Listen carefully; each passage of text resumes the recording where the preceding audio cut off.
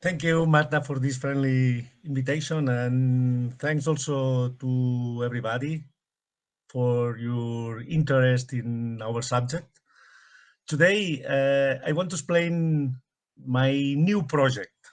This is a project funded by the European Research Council called SCAVENGERS. And I will try to explain a little bit the objectives of this project. So we will see what happens in the next years, but we are really excited with this idea. So, well, human carnivores interactions has been a large debate in the academic circles in not only in Europe, in all the world, because the presence of carnivores is very frequent in the archaeological sites. So there are some researchers that suggest a process of coevolution between the humans and carnivores and a significant influence of the carnivores in the development of the human behavior. So, as you know, hominins probably started this relationship as a prey, and after, with the technology, they start a process of competence and probably the use of carnivores as prey. So this completely the opposite.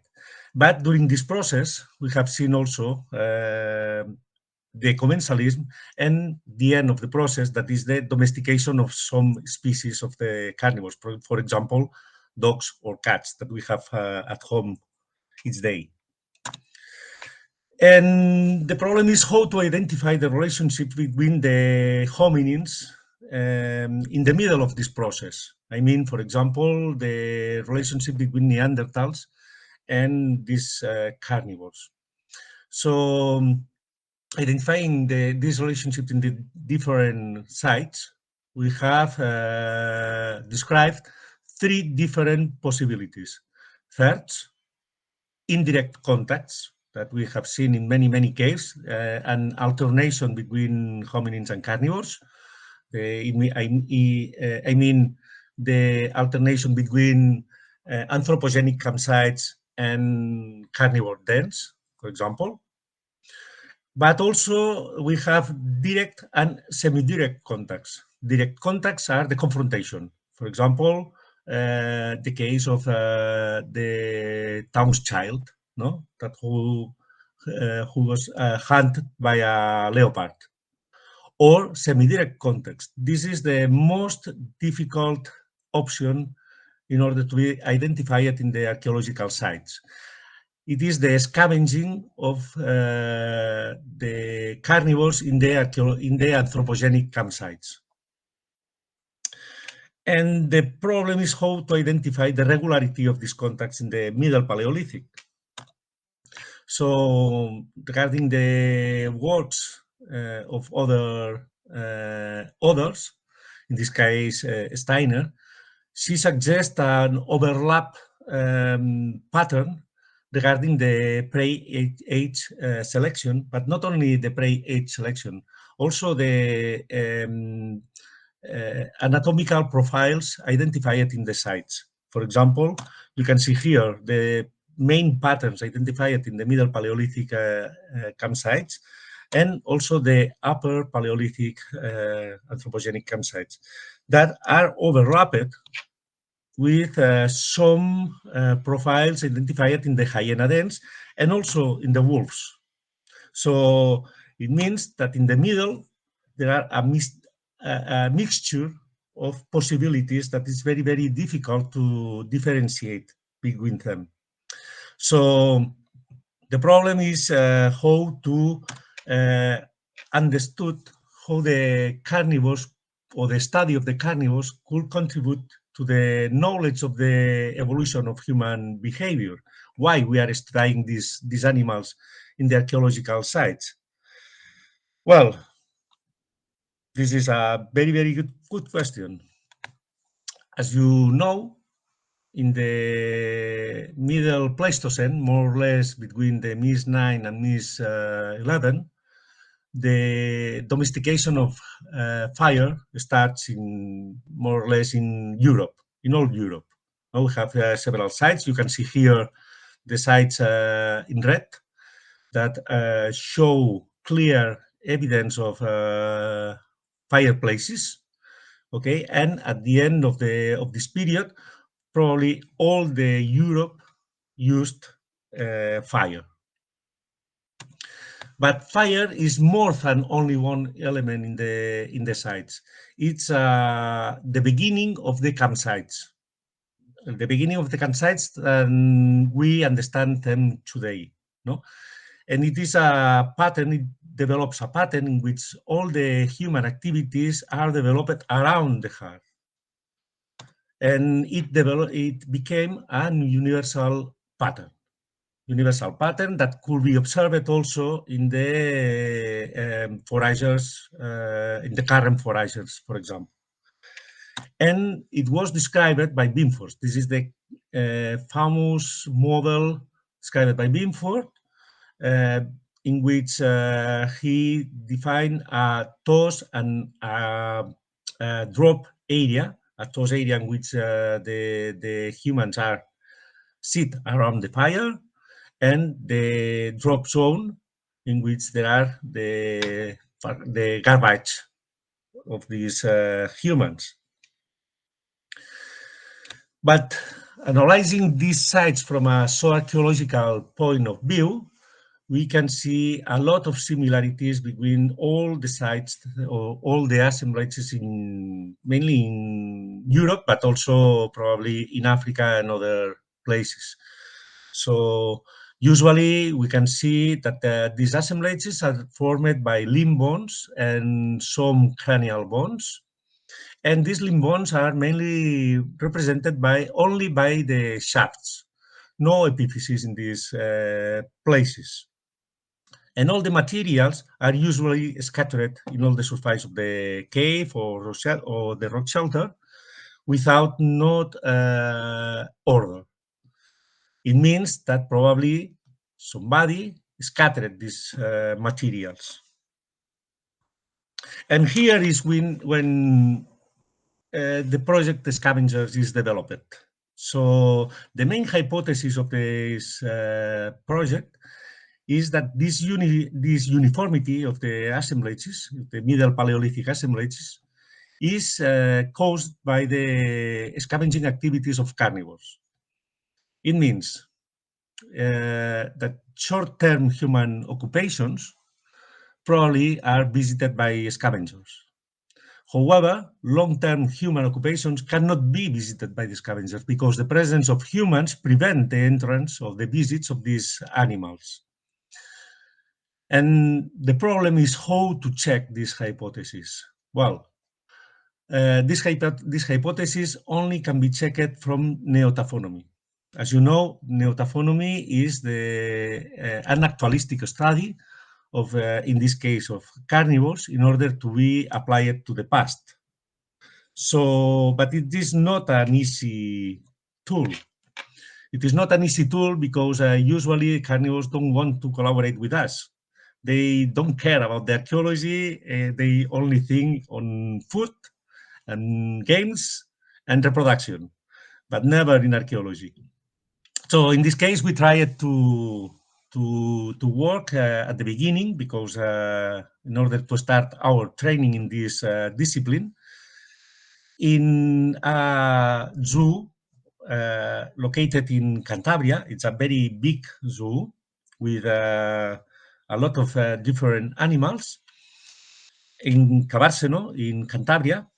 Okay, and in this place, we try to reproduce some hair-related assemblages like those located in the archaeological sites and expose them to different carnivores. In this case, bears, hyenas, lions, and wolves. Well, you can see here some views of this reproduction with the bears.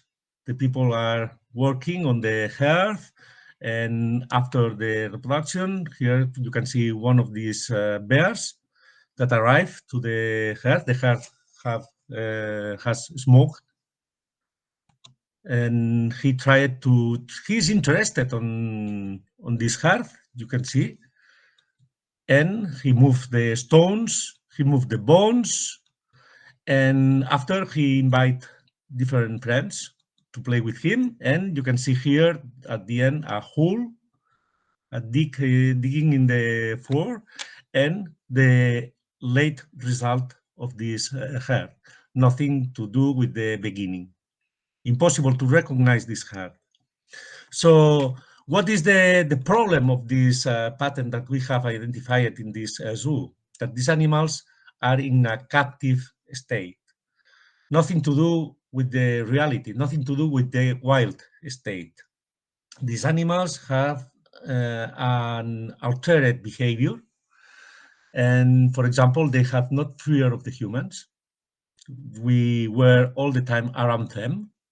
So this is not conclusive for our studies. So in this case, we tried to start with a different work. In this case, we tried to work with different carnivores in wild state. And at the beginning, in order to train us in this discipline, we contacted with the rangers in the Pyrenees in order to study the bears located in this area. In this case, at the beginning, we studied different carcasses eaten by carnivores at the beginning, okay? These carcasses, some of these carcasses were attacked, killed by the bears, and others were scavenged. Here you can see some of these scavenging activities. We are following these bears with photo and video trap cameras. Okay, here a young and different bears eating red deers or horses or different animals dead in the Pyrenees by natural causes or in accidents. Okay, and this is very, very interesting to see this male eating this red deer, because you can see the different actions, how this animal is interested mainly in the viscera. And here the results of our studies at the beginning regarding the pattern observed in different carcasses of these animals. So usually the bears are interested in viscera. I said before, and the tooth marks or the fractures of the bones are located mainly between the axial skeleton and the girdle, but few marks are located in the limb bones. This is very interesting in order to apply the results to the archaeological sites. And here you can see the first application of these results to an archaeological site, in this case, the Toll Cave. The Toll Cave is a Middle Paleolithic site located in Moià, very close to Barcelona, at 40 kilometers.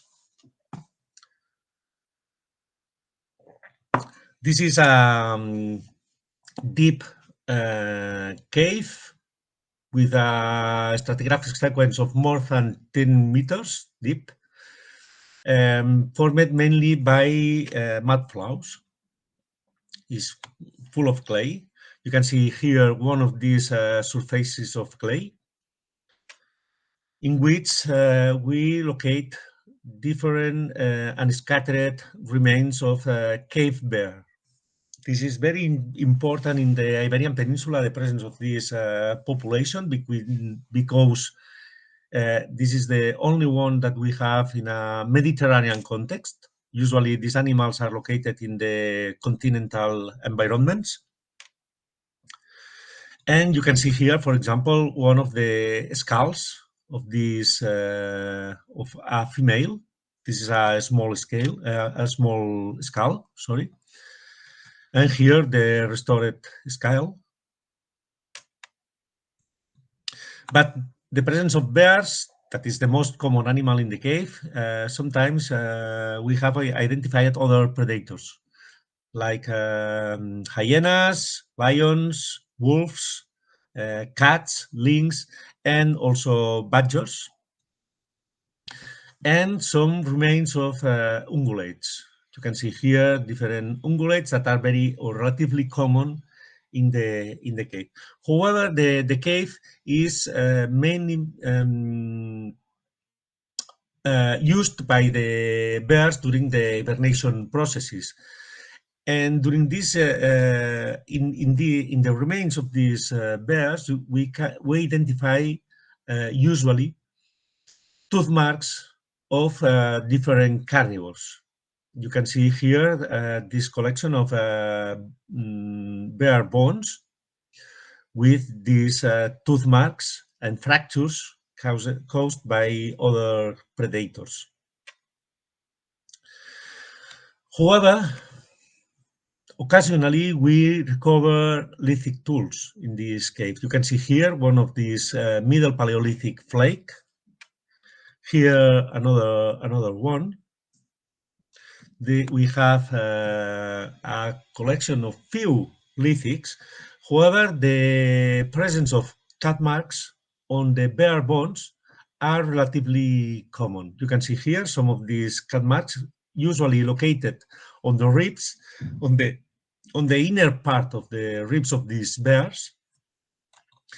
And using deep learning, we have multiplied the presence of these cut marks with some marks that are relatively difficult to identify with the current or with the traditional methods. So now we have identified minimum 30 bears with cut marks in the ribs, on the ribs. And this is a very, very interesting modification identified in the ribs or the flat bones of these bears. This is called peeling. Peeling is a fracture located in these bones, usually made by bending the ribs or the vertebra, usually. This modification was described by Tim White in his book related to the cannibalism at Mancos, and he defined this modification as a typically anthropogenic. It means that only the humans and probably other primates could develop this modification because they need the hands in order to break the bones. However, as we have seen in the before in these neotaxonomic pictures, the bears use their hands or their paws like hands, and usually they bend the ribs and they produce the same modification. So this is very, very interesting in order to describe the actions occurred in this cave. It means that probably this modification was caused by other bears. So we published this modification, who peeled these bones, okay, and we arrived to the conclusion that this modification was caused by the bears. Probably because for bears, this fracture of bones is at the beginning of the sequence of consumption of the carcasses, and for the hominins is the last one. So in order to say that this modification was made by the hominins, probably we should recover all the sequence of consumption of these bears. And this is not the case in the Toy Cave. Okay, so with these results, we were able to describe more or less the natural dynamic observed in the cave. We have a lot of bears dead during the hibernation, probably scavenged by bears, hyenas, and probably other predators. But we have also the visits of Middle Paleolithic human groups that left the cut marks on the inner part of the ribs, probably because of the extraction or remove the viscera of these animals, and it allows us to put the question about the possibilities of these bears were hunted by humans during the hibernation processes. However, in the current state of the research, we are not able to answer this question, but we will see in the future. So this is a friendly reconstruction of the cave. And now we are going to the other cave located at 50 meters of the Toil Cave. This is Teisoneres Cave. In this place, we have identified more anthropogenic activities related to campsites. This cave is smaller, is only 30 meters deep, and with a stratigraphic sequence of 6 meters height. You can see here the geochronology, radiocarbon, in the upper part of this chronology. Probably is dated at the bottom. We have new data at the bottom of the cave is more or less 250,000 years ago, and the top is dated in 35.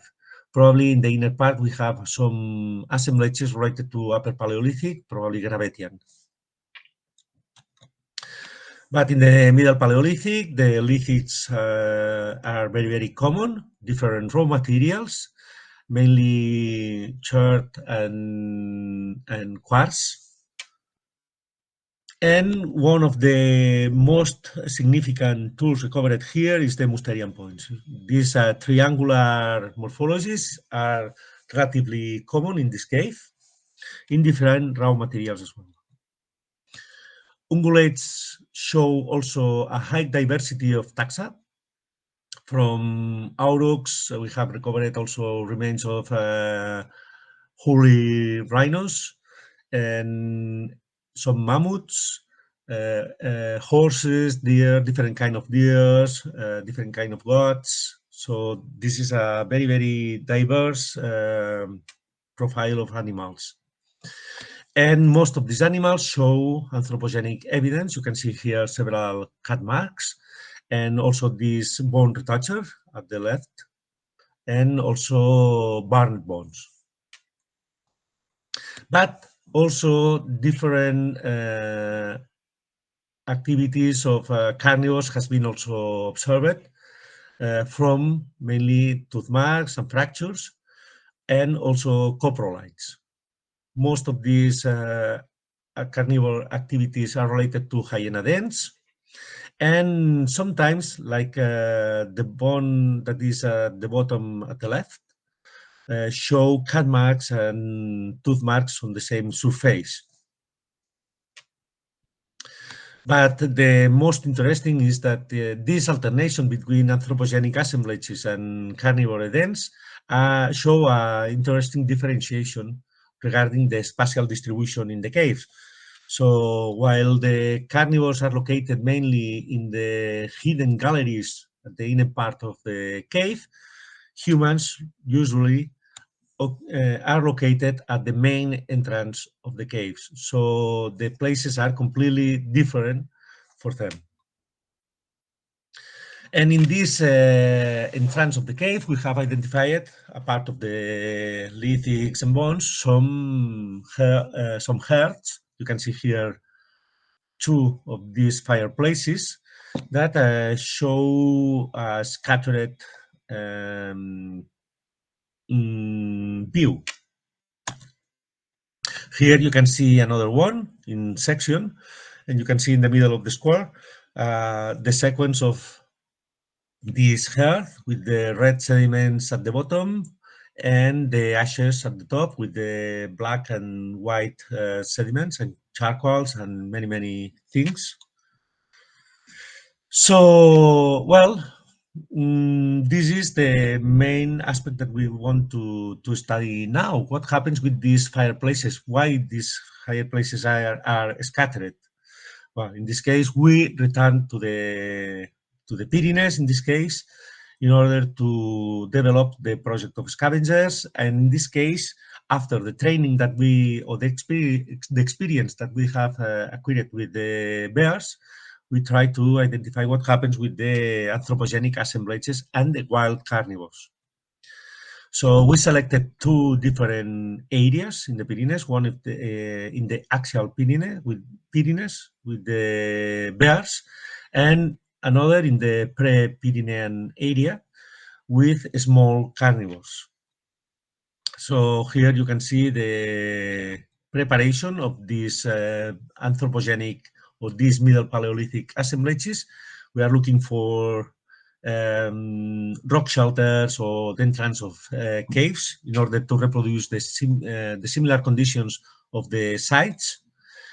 We are breaking bones, using only similar lithics than in the Middle Paleolithic, and after everything is located. So at the end, we put some cameras, 3 cameras minimum, in different points, observing all the place. And here you can see the reconstruction of this simulated or reproduced anthropogenic assemblage. And 4 weeks later, we return to the same place. You can see now is the summer. And we can see here in the same place the hearth. It looks preserved.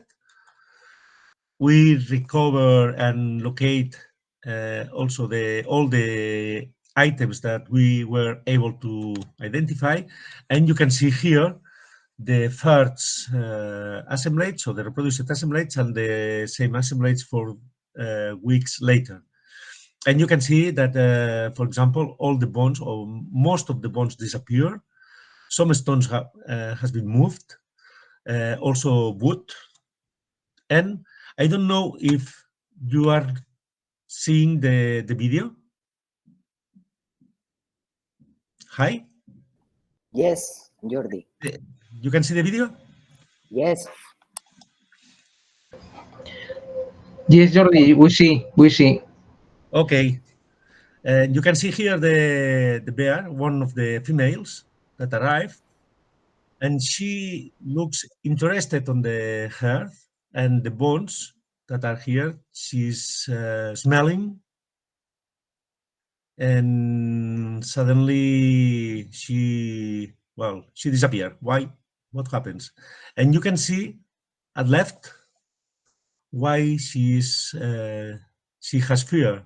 She has two cubes, but she returns, and well, we have a lot of views of these bears interested in these fireplaces.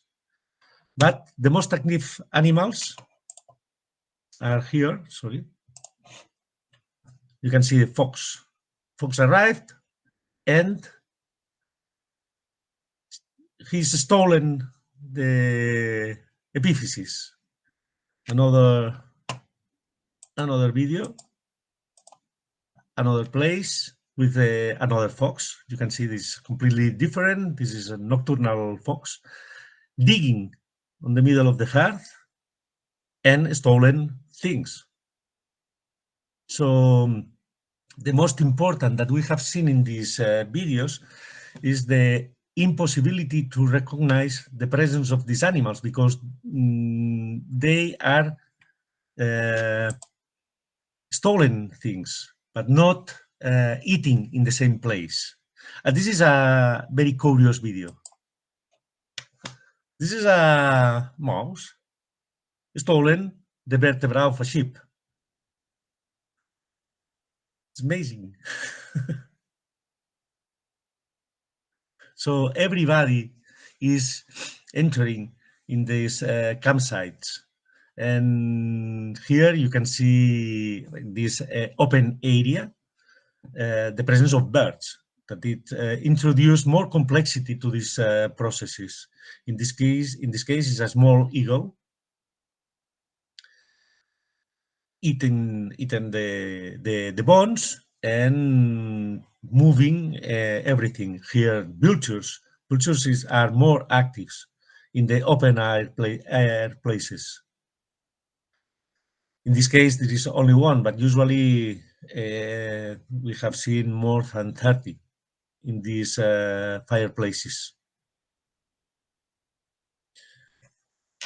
Or wild boars that are also interested in the presence of this meat or the fat of the bones, and they are moving these elements, these items. And well, we can continue speaking of different animals, wild dogs, blah, blah, blah, blah, blah, blah. But one of these fireplaces located at the entrance of the caves, and you can see here, and this is made by wild carnivores, without doubt. You can see here the beginning of the fireplace and the end. And you can see that the wood disappeared, the bones disappear, and the stones are moved, and probably the ashes are a little bit scattered, in this case, to the northwest.